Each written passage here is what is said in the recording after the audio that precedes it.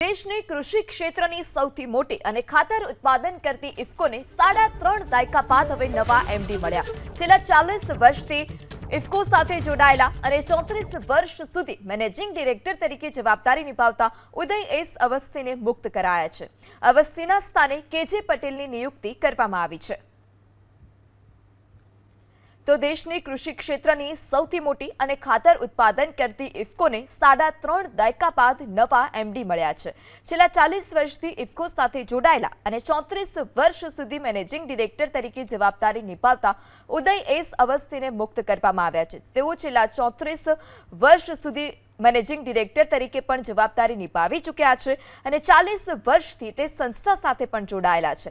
अवस्थीना स्थाने हवे केजे पटेलनी नियुक्ति जे छे ते करवामां आवी छे। एटले के इफकोने 3.5 दायका बाद हवे नवा एमडी मळ्या छे।